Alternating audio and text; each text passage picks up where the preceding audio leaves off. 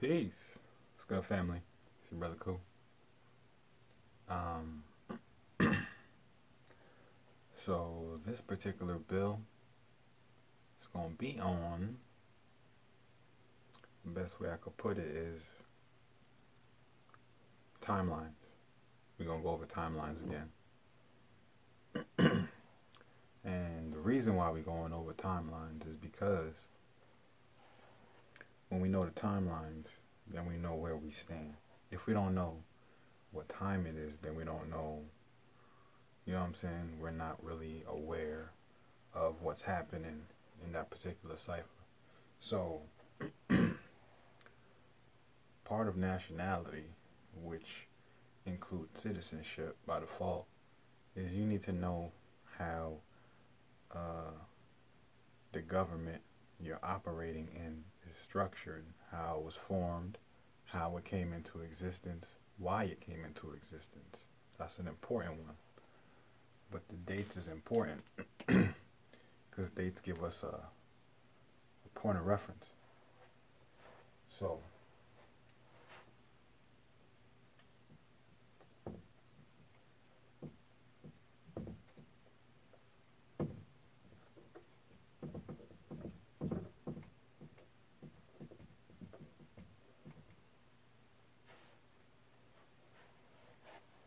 y'all can read that.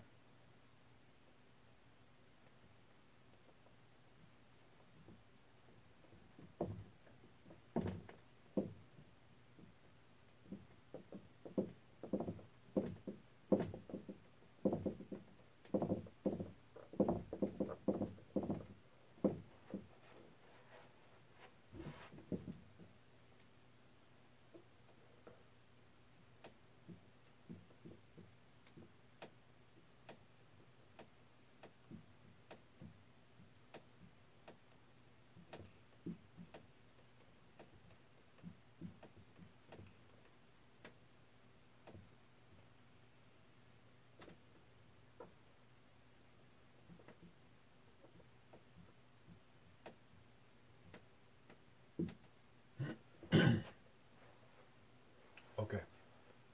So, March 1st, 1781, the let's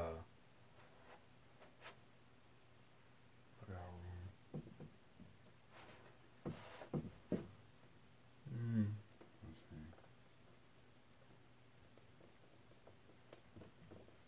First.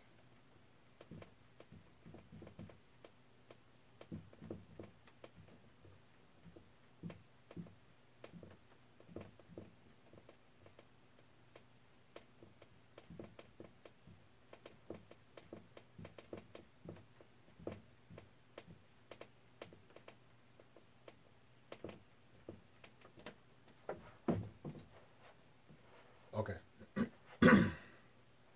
So, I'm laying out some of these things here. So, March 1st, 1781, the First Continental Congress adopted the Articles of Confederation, which is known as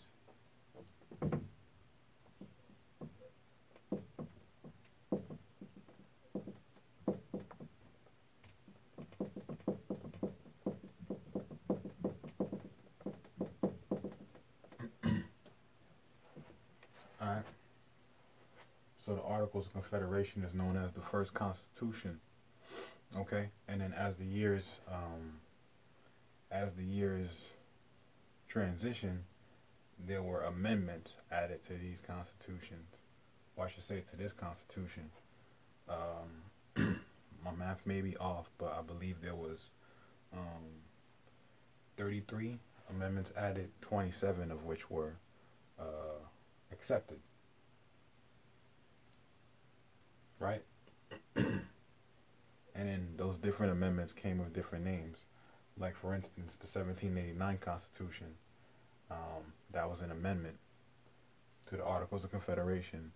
Then when you have the U.S. Constitution, which is also an amendment to the Articles of Confederation. Then you got the drafting of the 13th, 14th, and 15th Amendment, which is all added to the original Constitution.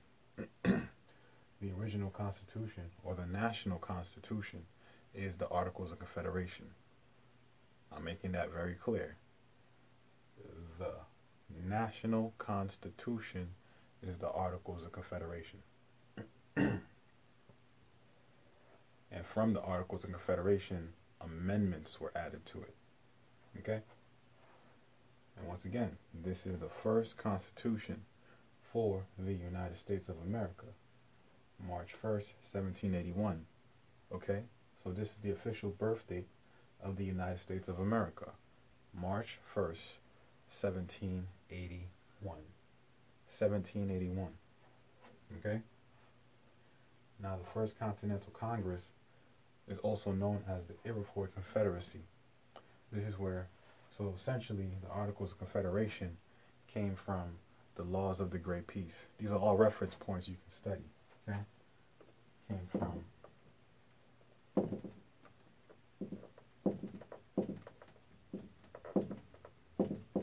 law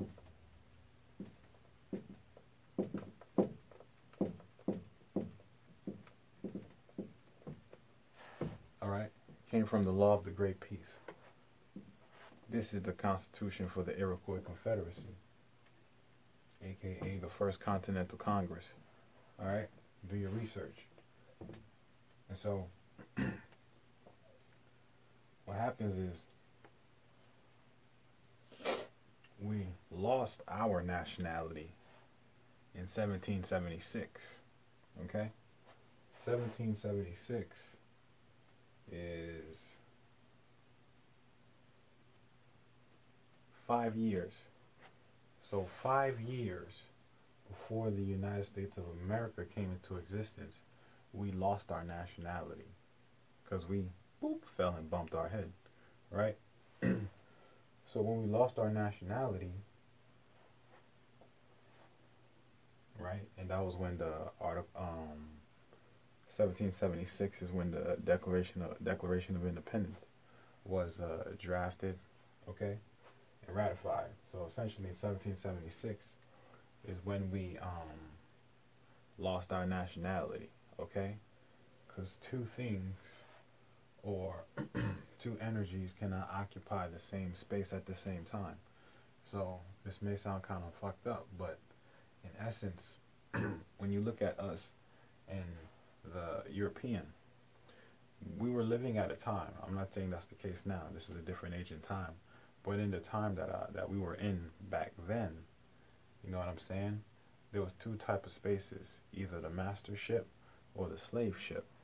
Alright, so those were the two essential energies, and those were the energies because that's what we, as the originators, identified the energy as.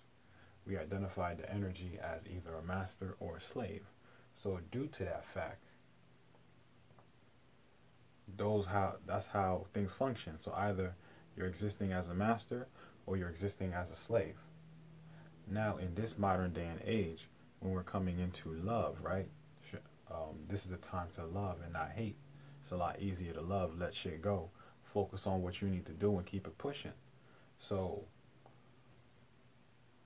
in essence, now that we are operating through love, we can coexist, right, with Europeans. That doesn't mean that we have to assimilate, doesn't mean we have to dishonor our integrity. Alright, doesn't mean we have to dishonor our own traditions and customs. Doesn't mean we have to dishonor our own government.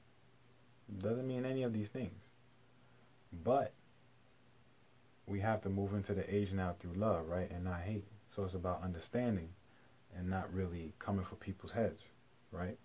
So that being said, in this day and age, now that we're focusing on love, yes, we can all be free, due to the fact that we're just focusing on what we're doing, and the Europeans will get what they need to get done properly. You know what I'm saying? Through the laws of nature. So it's not our fight. It's not a fight that we need to take on. So we should just let that thing go and focus on building our infrastructure. Because if we focus on us, then everything else will disappear. They won't resist in our reality. All right. But in order to get to that point, We need to know where we were so that we know where we're at now, so that we know where we're headed. Okay? So understanding First Continental Congress was the Iroquois Confederacy. So now this brings up the question, what was our government before 1781? Because we have archaeological research that dates us back as far back as possible, even though we know that there will be more archaeological artifacts uncovered as we transition into this new age. But we've always been here. There's not a birth date to how long we've been here. So, like I said, once you understand that the United States of America didn't exist before 1781, then you got to ask yourself, what government were you a citizen of before 1781? Because you definitely weren't a slave. We weren't slaves here. We were not all brought over here from Africa. So, with that understanding, and the reason why that BS story was pushed on us, so that we would care more about Africa and not give two shits about our land here in America, when this is actually ancient Africa or ancient Egypt or Atlantis. You know what I'm saying? This is our home. But they wanted us, when I say they, I mean the agents and agencies of the United States Corporation Company. They want us as the original peoples thinking that we're all from Africa. And it's not the case. We're all from all over. We're all from all over. Period. Alright? So, what government were you a citizen of before 1781?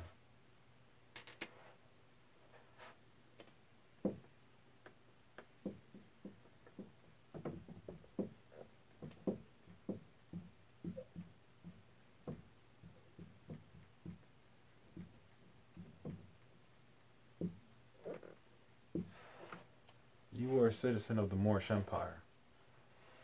And to be specific, that empire was broken down. Do I still got space? The empire was broken down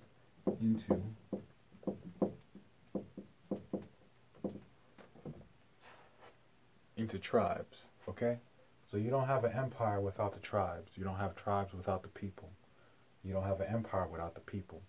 So I'm showing you how the chain of command goes. First you have a people, bring people together. Then you have a tribe. Then you have other people who do the same thing. Now you got a whole slew of tribes. You put all those tribes together, you got an empire. Alright? And then that's how we did it. So, the tribes. What tribe are you from? What family you from? What house you from? Alright? We all know this is the land of the El and the Bay. Al-Day and Ali. So, once again, when you start doing the research and you start realizing, what was I a citizen of before 1781?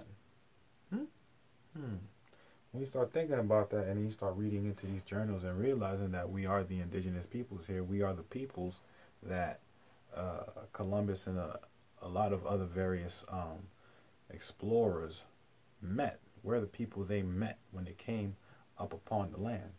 Read their journals. They're describing us. How we looked, our physique, our hair. The fact that they said we look just like Ethiopians. You know what I'm saying? So that lets you know that we were everywhere. Empire. Everywhere was part of the empire. Alright? And we all had a national character, a structure, a dress, a habit in which we present ourselves. Alright? And by the way, I just want to give a lot of shout out, salute, and respect to all the elders who put out information out here. You know what I'm saying? I've gotten a lot of information, you know what I'm saying, from the elders out here. Taj, Alim Bey, Zodiac is ill, Roz Mariah, Red Pill, Blue Pill, KT, you know what I'm saying? Everybody, even people disagree. Pharaoh, Polite, Moorish World TV, Naji L, Brother Taj Tariq Bey, Sabir Bey,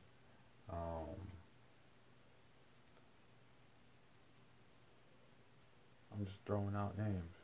Asir the Duke of Tears, man. Asir is really tight on history.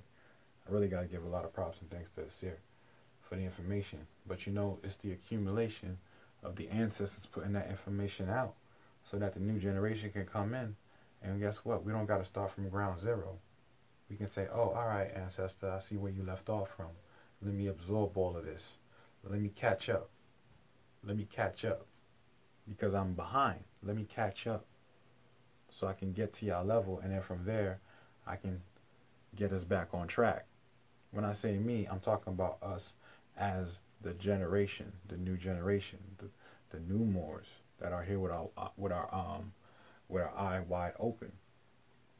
All right, so just giving thanks to brother Talib Mosley L. Bey, etymology. God bless you, man. Love you to death. Thank you, thank you, thank you. Thank you, thank you, thank you. Brother Cosmo L. Nature L. Bey. The list goes on and on, man. C. Freeman L. Ralph Smart.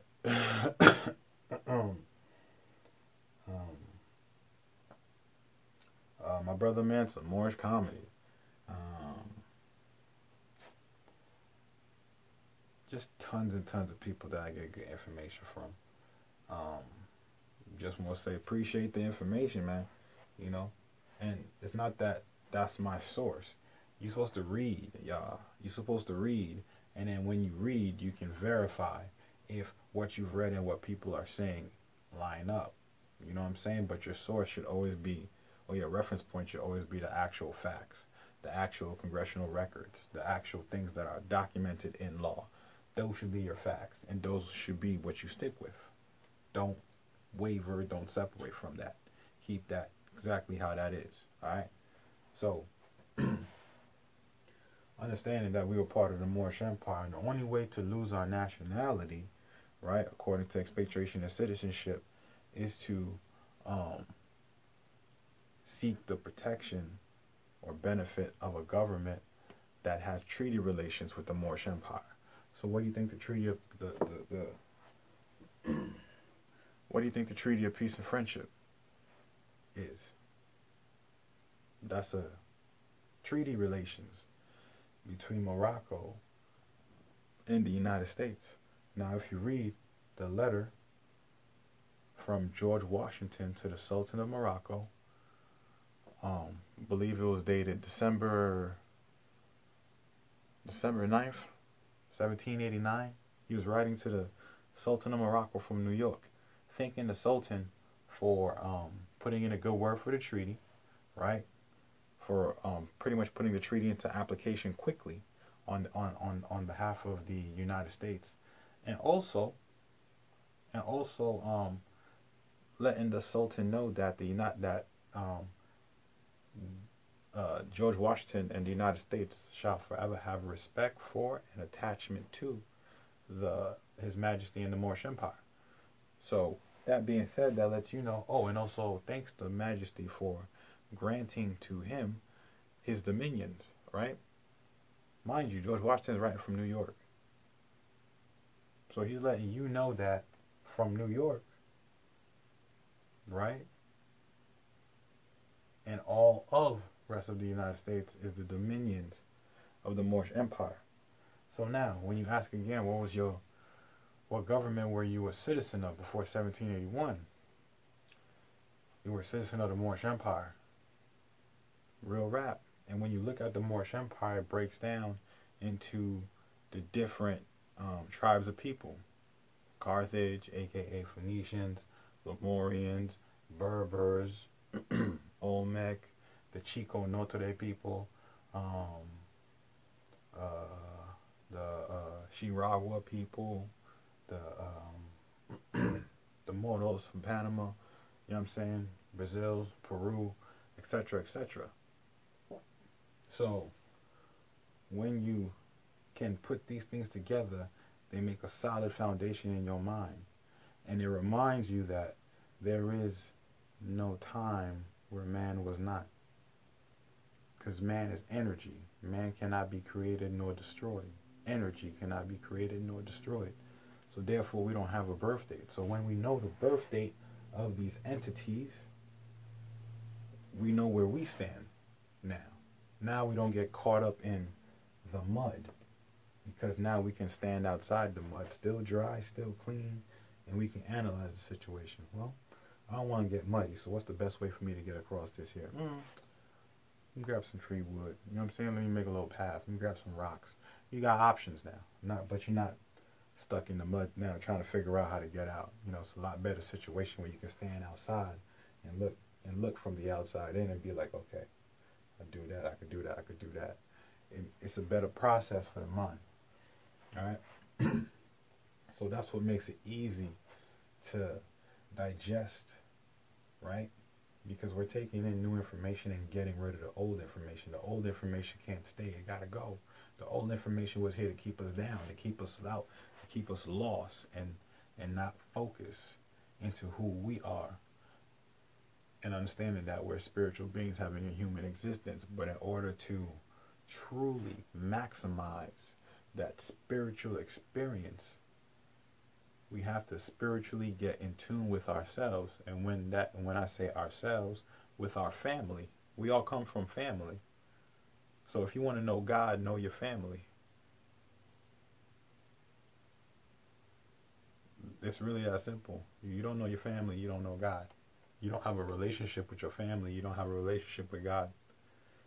Because you can't say you love God, but you don't love your brothers and sisters whom you see every day. You see what I'm saying? So it's about family. It's about family. You want to get to know God, get to know your family. And by getting to know your family, you get to know yourself. You get to establish a relationship with yourself intimately. Because a tribe is a family. So if you don't know what family you come from, yes, you are considered stateless. You're considered family. What do they call a person who has no family? An orphan. Another name for orphan is ward of the state. Another name for ward of the state is 14th Amendment citizen. A harsher term for 14th Amendment citizen is chattel property. A harsher term for chattel property would just be slave. So, once again, if you fail to come or answer up to the constitutional principles in the name of your foremothers and forefathers, you're going to get eaten alive, because there are no protections afforded to you. Because all the rights you have come from the work that our ancestors put in before us. If our ancestors didn't put in no work, okay, we wouldn't have any inheritance to receive. Therefore, any unalienable rights to inherit. But in order to have those rights, we got to come in the name of our ancestors. We got to be in honor, both in mind and heart. We got to be in honor. All right? We have to. This is how you keep our culture, our race progressing and keep it pushing forward. If we don't do that, it's just going to die out, and we just going to go back to sleep for another 585 years, right? But trust me, it hasn't been 500 years. We haven't been in chattel slavery for 400 years. It's really been 237 years. Because like I said, 1781. So do the math.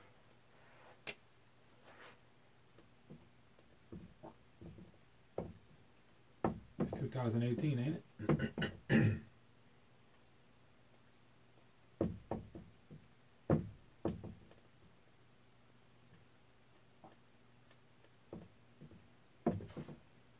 There you go. So this is how long the United States of America has been in existence. 237 years. Where you get 400 years from? See how we got lied to? See how we got played? Where did we get 400 years from? We've been enslaved for 400 years. How? How? Look at the math. How? The math says 237 years. How have we been enslaved for 400 years? We had 237. We still got a ways to go before 400 years. So in order for them to entrap us into their trust or their state of mind, we got to get tricked into doing it voluntarily. Because involuntary servitude is unconstitutional. Slavery. Everything got to be done voluntarily. You got to volunteer to be a slave nowadays. That's how it gets done. Okay? You got to volunteer to be a slave. So, with that being said, understanding your national principles, your character, your government, you won't get things twisted. Okay? You won't get things confused. And also you won't get caught up in the trickery. So now that you know it's only been 237 years, and if you really think about 237 years, I'd say a generation fairly is about 100 years. So that would be my grandmother or my parents living from 1 to 100. That's what I consider about one generation. So if it's 237 years, that's about 200 years. So that's about 2 generations. All right. So for me, that's my mom, my grandmom, 37 years. So I can take that back to my great grandmother. Okay. So this chattel slavery under the United States of America, I'm sorry, not the United States of America, the United States Corporation Company, only goes, it only goes as far as my great-grandmother. So before my great-grandmother, and I asked her, great-grandma, can you tell me about slavery? She might not know. She might have not known. The only reason it's kind of sad, because now that I'm thinking about it, I wish I asked her that question. I didn't think to ask her that question before she transitioned, man. But, yeah. You know? So it's just understanding where we stand. Knowing where we stand. Because if we know where we stand, we know where everything else stands. And it ain't going to be in our cipher. Alright? So now that we killed the 400-year spell of slavery and we broke it down mathematically, it's 237 years of slavery. And even if you look at the Treaty of Peace and Friendship, you understand? Treaty of Peace and Friendship was signed in the year 1786.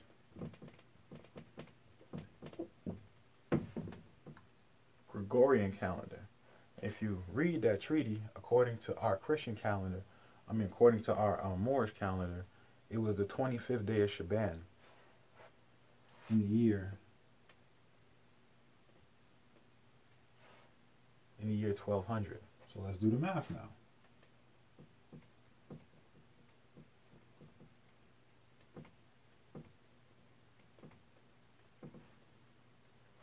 So now when you do the math, check it.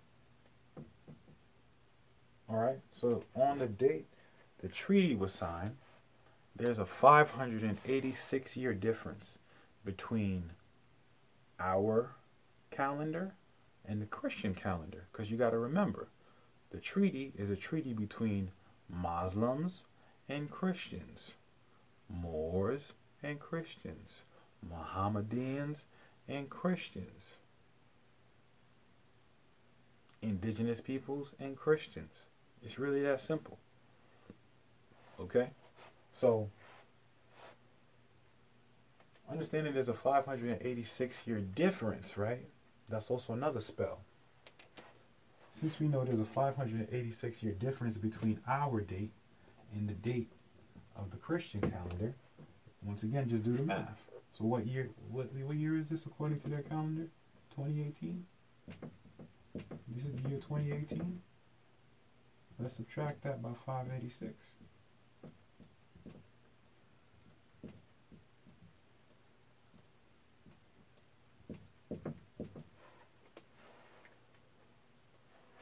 So, for the Christians, it's the year 2018. For the Moors, it's the year 1432. Moorish calendar. Alright? So, we got to get back in our groove, baby.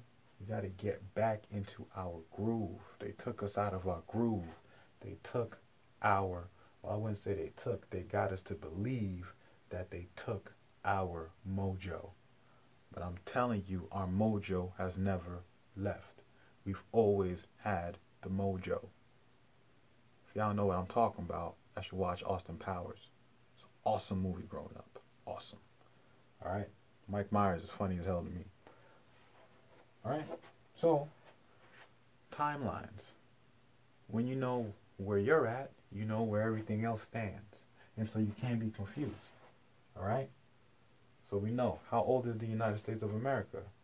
237 years old. Now,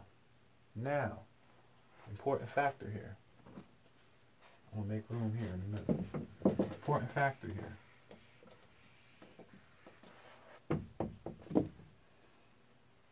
Now, the treaty was signed. Not the treaty. You know what? Yeah, we can do it like that. Let me do this real quick. I'm going to lay it out like this. Oops. Alright. Be careful. Alright. I'm going to lay it out like this.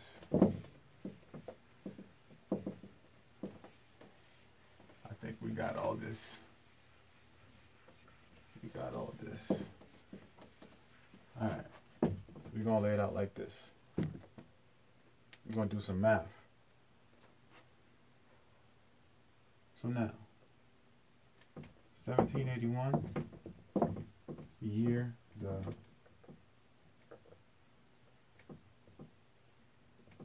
United States of America came into existence. 1786 is when the Treaty of Peace and Friendship.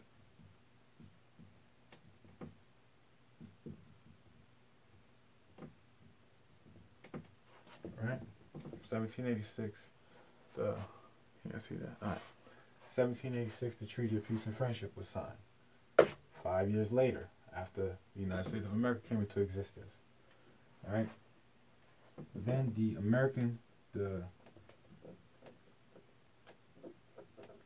amended American Constitution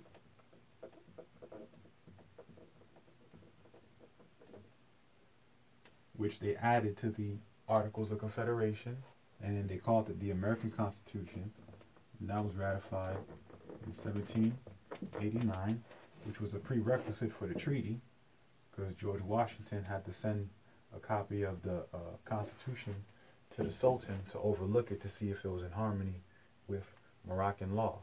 He did, he agreed, and therefore the United States was granted existence-ship, or was given life, I guess you could say. Alright, 1789. Now, a couple things happened.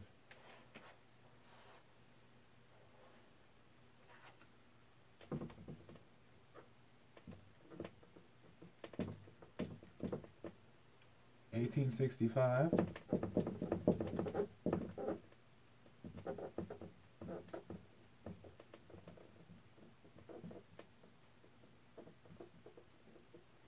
1865, we had the Emancipation Proclamation, which declared us so-called free, right? But we all know what that was about, right? In 2018. So, 1865, right? We were so-called declared to be free. So, if we were already declared free, all we got to do is just be free. The only chains and shackles are in our mind. There are no chains and shackles, right? So, now this is when things start to get a little weird. Okay? So in 1925, oh, and the reason why, so just so you know, Lincoln was in office from 61 to 65. Okay? 1861 to 1865, Lincoln was in office. Of course, y'all know he got capped because he was putting the gold back into circulation, going back to constitutional form of government, which bankrupted the United States. Because, and when I say he bankrupted the United States, he bankrupted this one. Not this one, I'm sorry. He bankrupted the new one that came into existence in 1789 under George Washington. Okay? This is dealing with the First Continental Congress.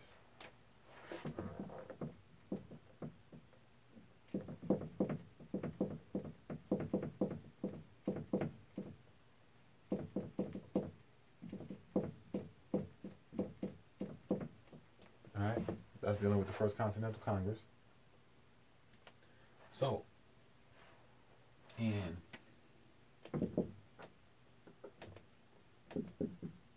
something called a Federal Reserve Bank came into existence in 1913.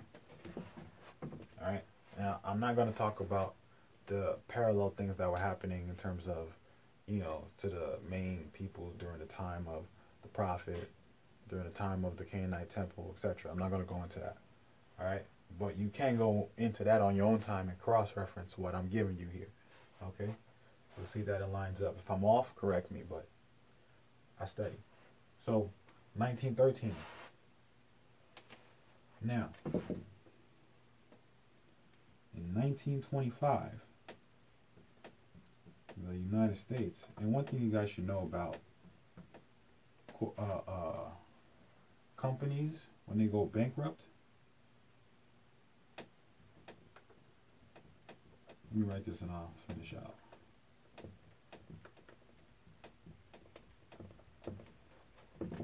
Yeah. If you guys haven't realized, one thing that's kind of interesting about companies when they go bankrupt is only thing they do is they change the name.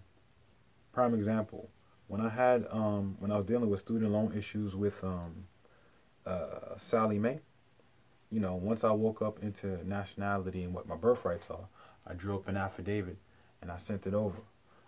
But the funny thing was when I received collection, so-called collection debt notice from Sally Mae, it was no longer from Sally Mae. It was from Navient. And I'm looking at there like, what the fuck is Navient?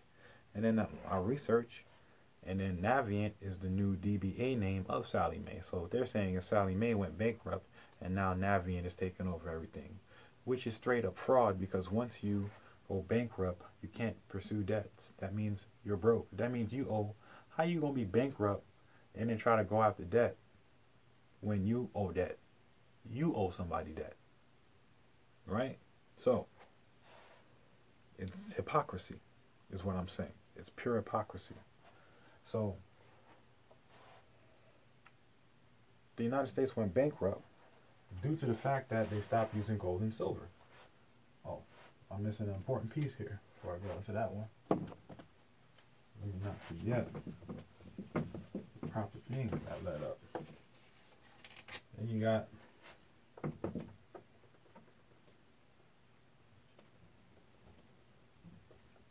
I'm not saying it right. Yeah.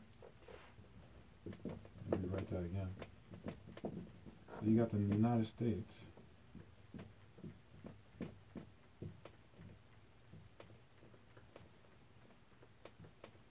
Alright.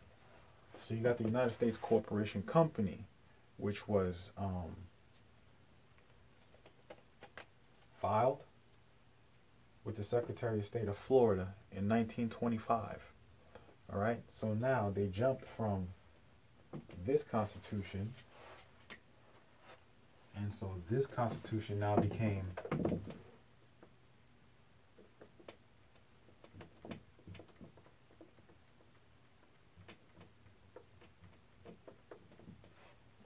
the U.S. Constitution, or the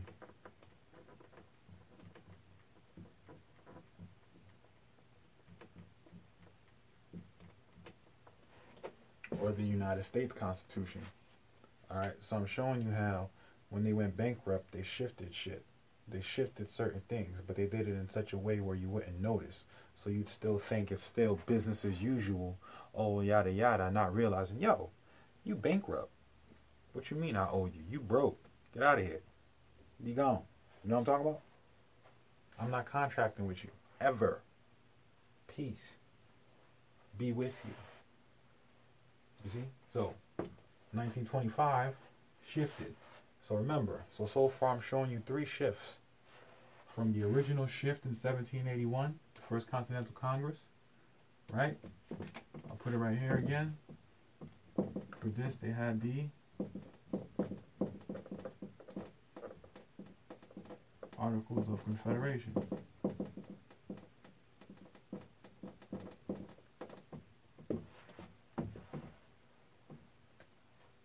Okay? So,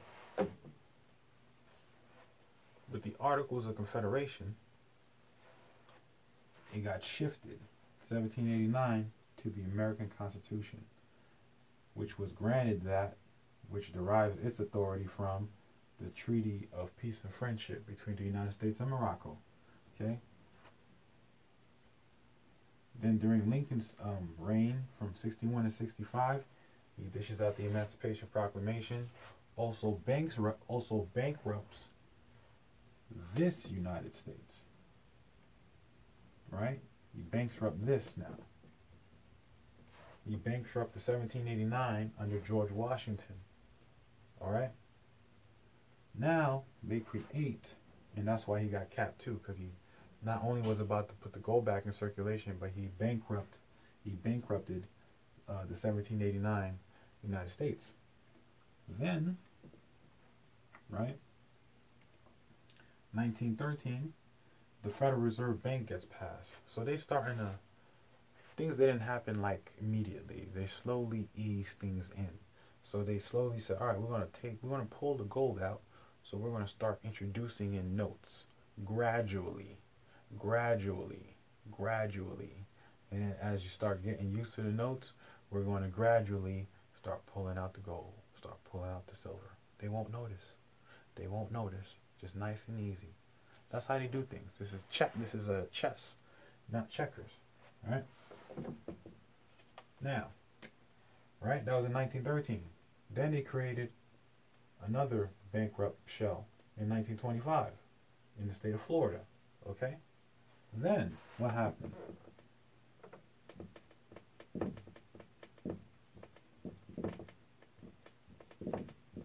I got another pen. Just trying to maximize this one.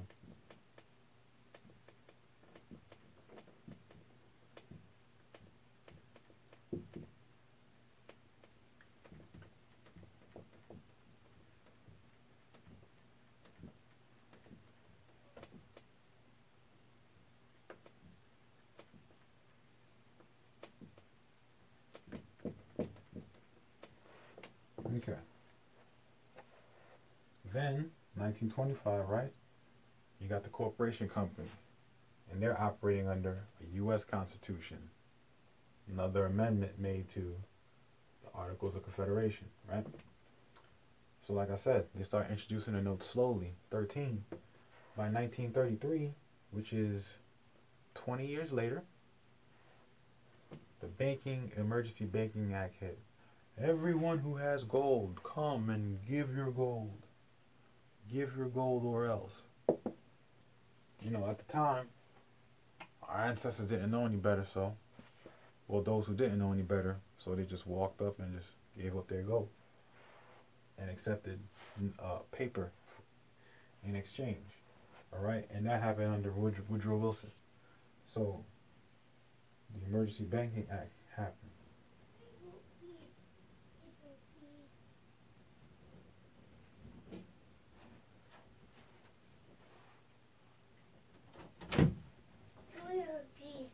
Go ahead.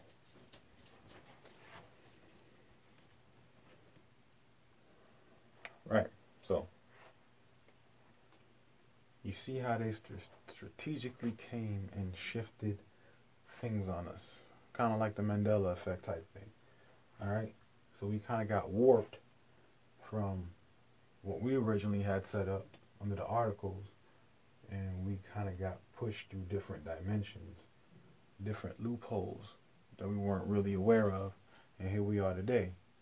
And today, everyone's operating under the U.S. Constitution rather than operating under the federal Constitution. Okay?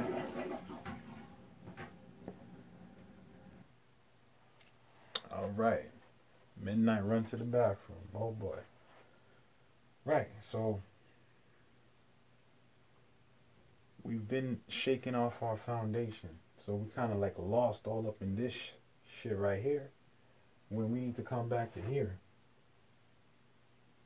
Start here and then start going back. Start going back, start going back, and then you hit 1492. Keep on going back. Keep on going back. Keep on going back in your research, in your mind. Time travel back, see what happened, so you can come back and be like, alright, I know what to do. I know what I need to do. Boom, get on it. Get the mission done. So, timelines, very important. Very important, especially if you're talking about being a true national of your government, then you should know how your government operates, right? If this is really your house, you should know everything about your house. You should know where everything is at. If someone has questions, the owner of the home should be able to answer it. No different than if you're the owner of your nationality. You should be able to know or explain to people about your government, how it was set up, how things happened in the past, what lies were put in place, how things really are now. You know what I'm saying? You should know all these things. If it's really your government, if you really care, you'll know about it. Okay? So, that's all I wanted to share with y'all, man. You know what I'm saying? Just some more information to keep y'all grounded in the information so y'all know exactly how it needs to be set up in the mind so you know where you should be coming from. Alright? So if you haven't read the Articles of Confederation, please do that. If you haven't read the laws, the Iroquois Confederacy Law of the Great Peace, do that. Trust me, you won't regret it. Alright? Alright, fam. I'm your brother Cool. Love y'all. Peace. Islam.